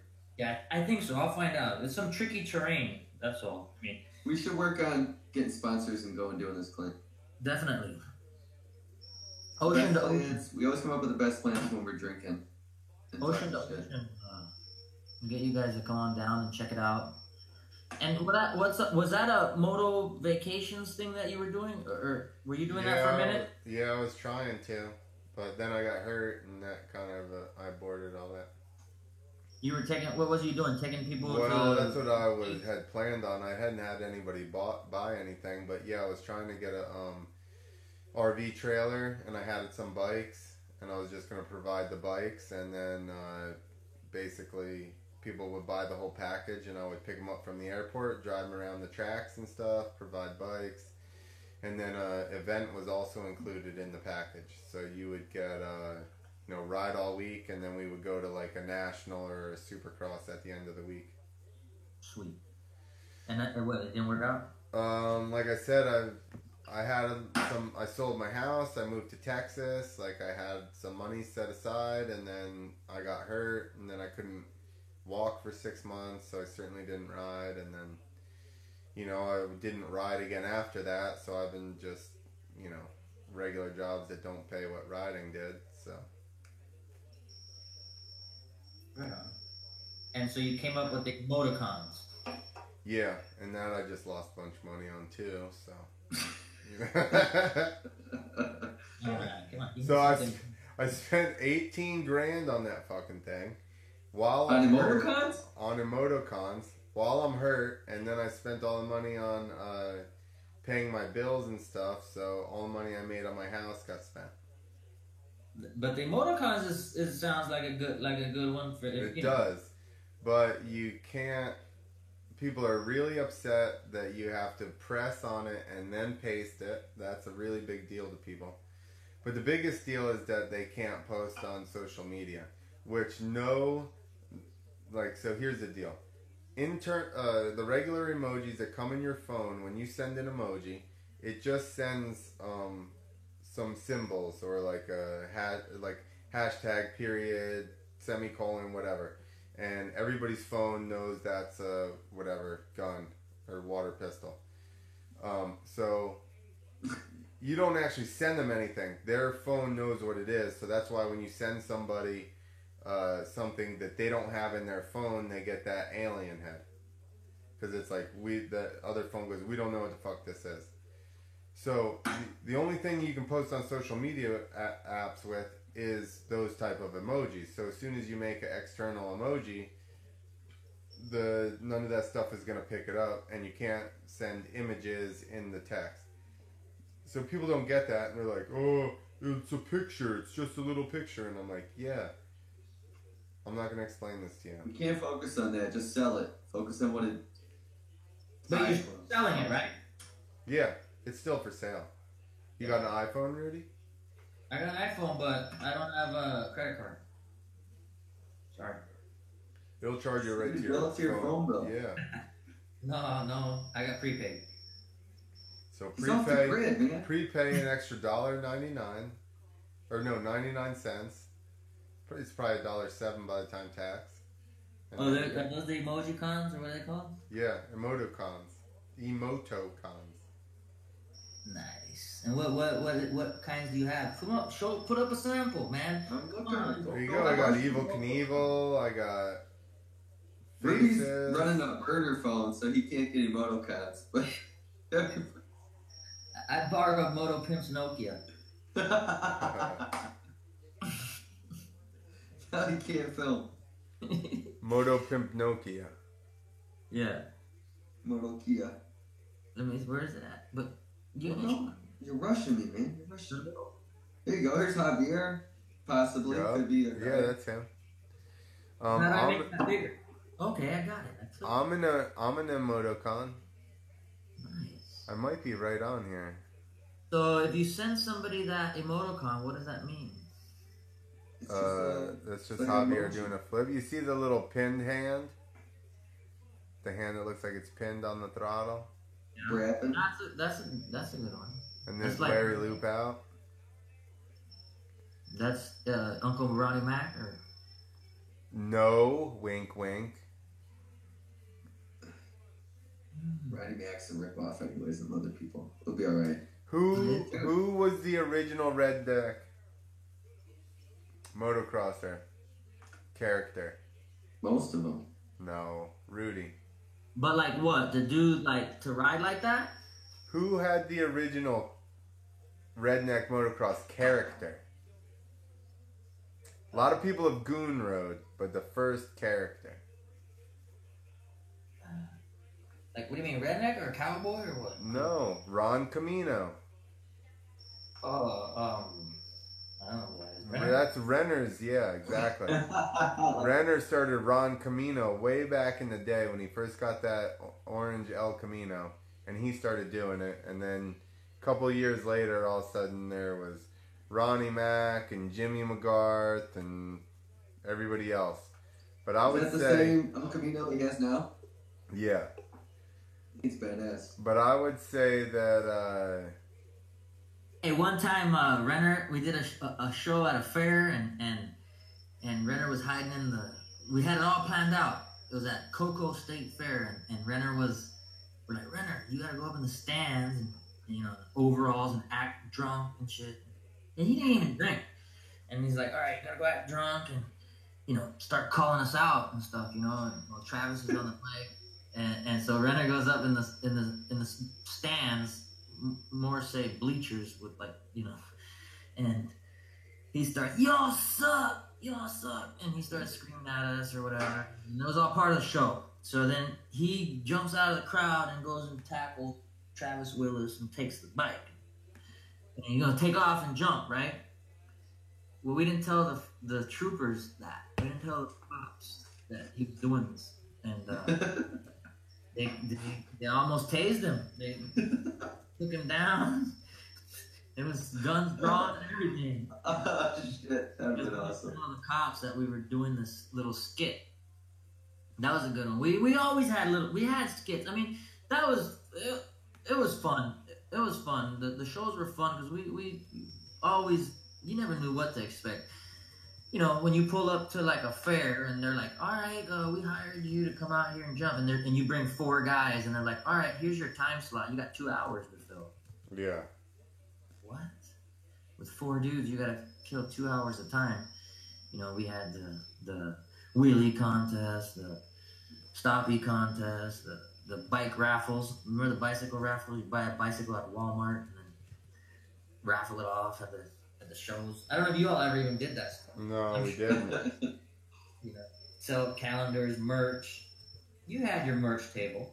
Yeah, I did that. You know, the one with the bicycles from Walmart was a good one. We used to buy the bicycles and those little motorcycle bicycles, Yeah. and you know, put our stickers on it. East Coast X Team. That's right. We'd Did you wrap. guys make money on that or what? We made You t-shirts. had to. We made calendars. Did you hear that story, Nick? I don't think you did. You were at the bathroom. The very first shirts that East Coast Extreme had, I made. I used to have a screen printing setup here at the house.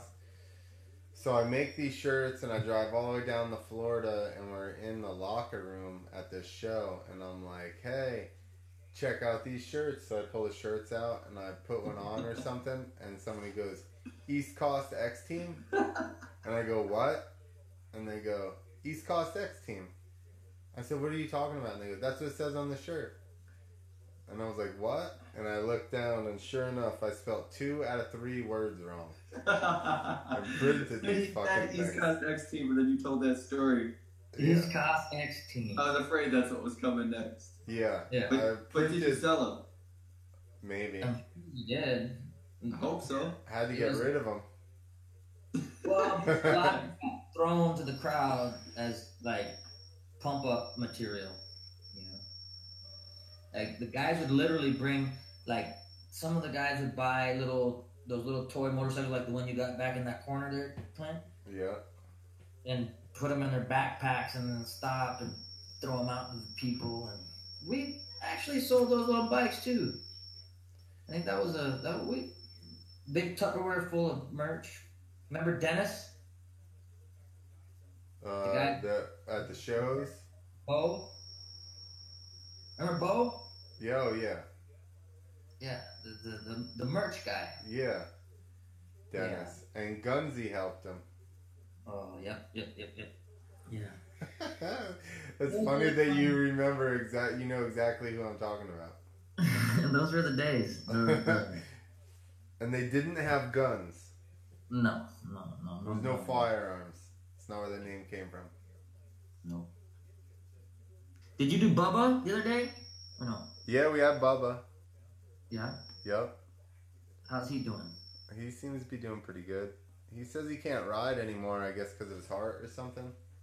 Yeah. I had a scare last week. I thought I had a heart attack, man. But it wasn't. It was just some inflammation I had in my chest from just past injuries. The doctor took an X-ray and he said, like, man, you have quite a few past broken bones, you know, that I didn't even know about. I mean, try not to go to the hospital ever back in the day. Yeah. Unless I couldn't walk or, you know. Shoot, the whole time, man. I think I jumped a lot of years with no insurance. You know, that's what we did. They won't even insure us anyway back then. Well, I was always just self-employed. Yeah. Couldn't do it. Yeah. You fell off of ladders. I fell off a lot of fucking ladders, let me tell you. Don't give me a ladder. I just didn't go to the hospital. I just keep on Kenny Drive. Yeah, remember we had a pickle bus? Dude, we've talked about that on here. Or that van that they got from the strawberry guy. Parksdale Pickles. Is that who it was? I thought it was a strawberry. Yeah, he also had strawberries, I think, but it was Parksdale Pickles that let us borrow the we called it the pickle bus, but it was a van. Yeah. Used for the workers to take to the pickle farms, and then he let us borrow it on the weekends, and we cleaned it all out, and we live in that thing pretty much, man. We went to a show one time. It may have been even that first one I went to. So I go down there, like we're gonna go to this go to the show. We go and pull this Gigantor 2-foot wide ramp out of the fucking some guy's backyard, some random guy's backyard. It's got no landing. We put it on a trailer. We get in the van and we start going to the show, and the van keeps sputtering. So you gotta just kind of feather the throttle from what I'm gathering. So Yoho and Renner are just arguing with each other the entire time that the other one doesn't know how to drive the truck, and they're like, the whole thing's just the whole time, and they're like, it's because you can't fucking drive it, you gotta fucking feather the throttle, what are you doing? And then they're screaming back, but now I know how to drive it, stop telling me. And they're fucking just yelling at each other the whole time. No, that wasn't that show. That was a different show, because the first one, I don't think we were in that one at Mesa Park. We were in Kenny's little purple S10. Purple, I want to say Mesa Park. Is Mesa Park? That's the first show I ever did. Yeah, and Vanilla Ice was there racing. Yep. That one, Chris Manning jumped with us, I think. A couple of races. That was one of the first ones. Oh yeah. I think if not, that was the first show we did with that ramp. Did we jump right next to the tower? We were in the middle, but just on the other side of the wall. I want to say, wasn't there a wall there? Yeah, a concrete wall. That's the place that they flooded and made water track. The buggy, the swamp buggies. Swamp buggies, exactly. Those are the shit. Swamp buggy races, yeah. They still have that track. I went in Thanksgiving, I go to Florida usually in Thanksgivings, and I stay near that track. I've ridden that track a couple times. It's still there. Nice. Mesa Park. But Yeah. Clint, I gotta pee again. Yeah, well, I think we're going to have to call it quits anyway. It's after 11. damn. Yeah. I got to get up for work. Thanks for watching, Mark. Thanks for watching. Thanks for watching, Moto Pimp. Somebody asked if your water in your toilet spins the opposite way. Oh, I don't know. I don't look.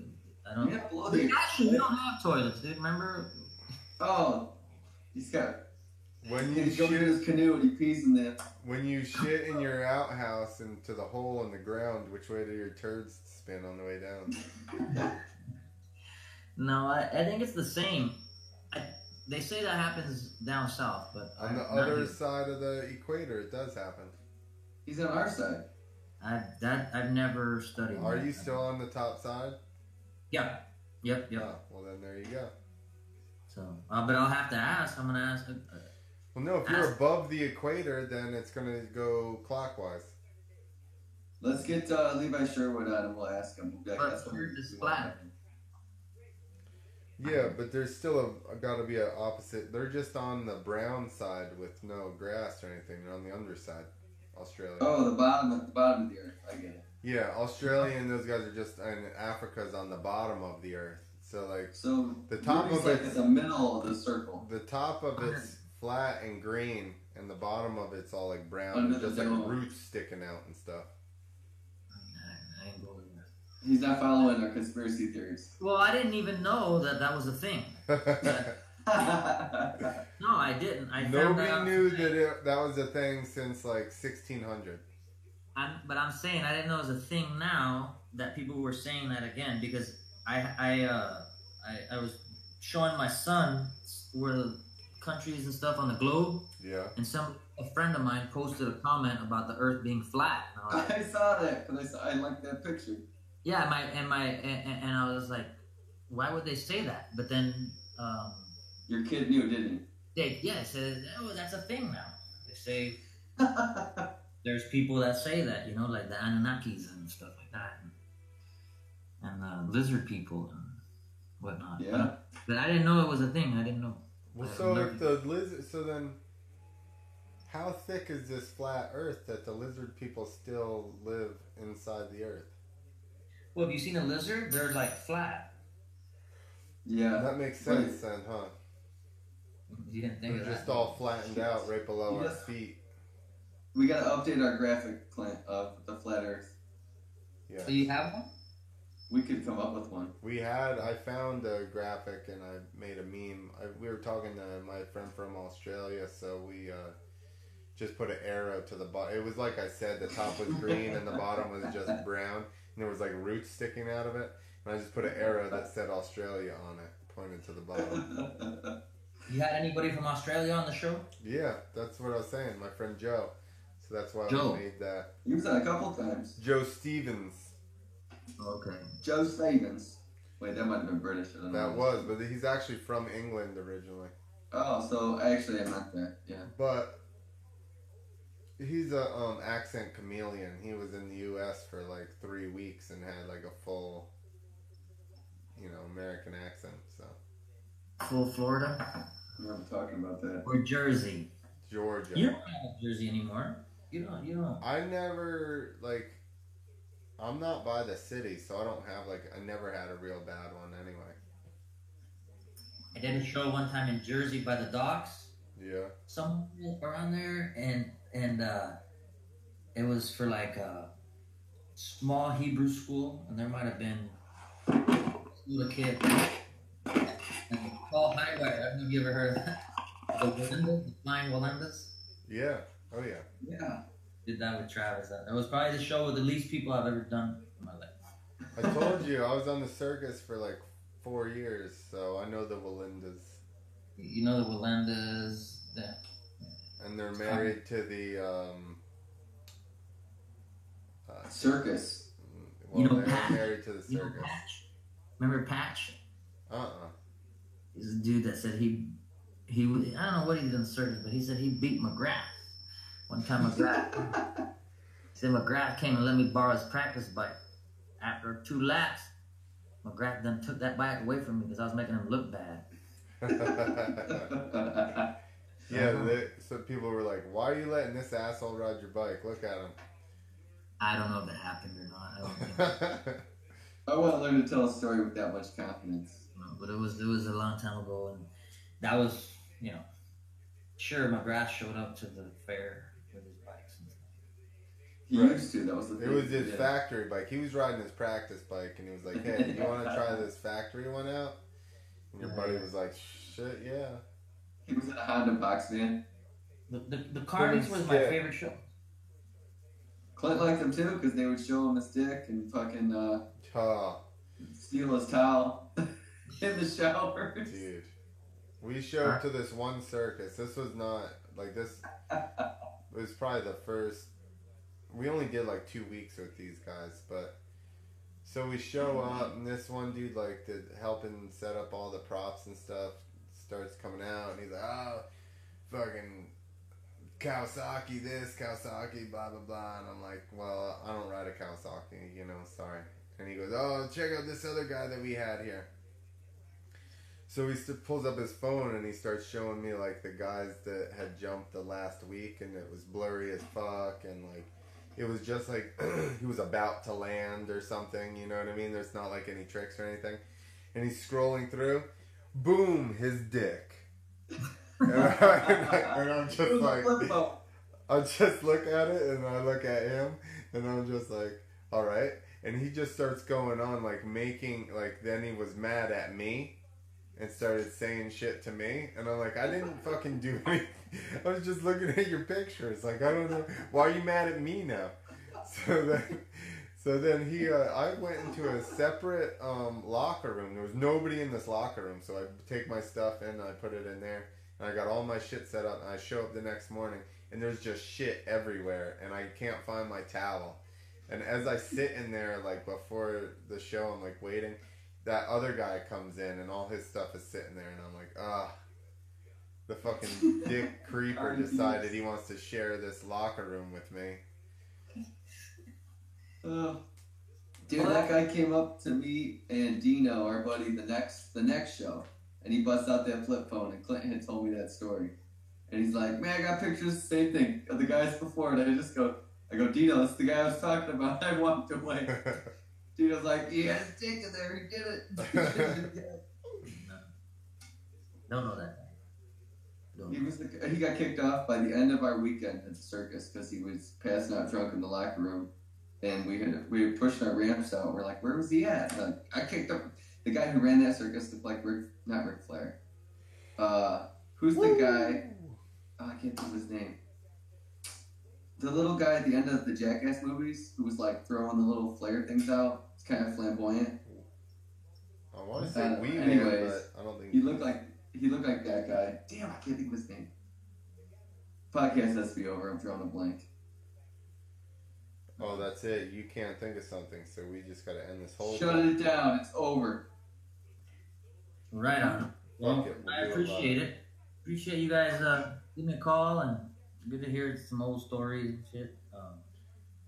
Yeah, come on down anytime. Anytime you guys want to come down, go riding, whatever you guys want to go do. Will you teach me to surf? Got monkeys. Huh? Will you teach me to surf? Oh, yeah. Definitely.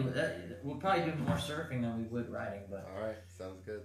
We got monkeys, too. Sounds even better. Can I surf with a monkey? You could. Howler monkeys we got. If I surf, will the monkey rescue me if I can't swim that well? No. That's my main concern. Only if you're falling out of a tree.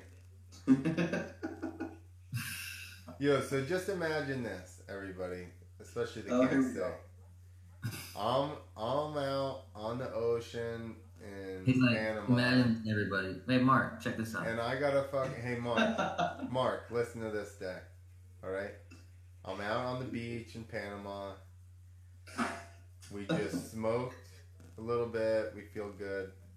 We go out into the water. I've got my surfboard and my howler monkey, right? And now I catch this bitchin' wave, and all you see me just styling it in on my wave, and my monkey's just like, oh, oh. Made me have to cough. That's the best day ever. That's it. That's the monkey. There you Where do we go from there? Like, there's nowhere to go now. Just end it. To bed. Yeah, there we just gotta. On that note. Oh, later, Rudy. It was nice meeting you. I've been just trying to figure out if my howler monkey is on the front of my board or if he's like on my shoulders. Stepping on the monkey. Maybe he's on my shoulders. There you go. There you go. There you go. All right. All Good right. talking to you, Hey. Rudy. Hey man, thanks, and you know, keep it up. Keep calling them people, getting them on here, talking. Get them going. I appreciate it. Yeah, we're gonna try, and we'll have you back on. Positive guests we've had. Thanks, man. And again, I'll keep checking it out, and anytime you're always welcome here. Awesome. Well, let's keep in touch. Take it easy. Later. Later, Rudy. Ending live video. Yes, I would like.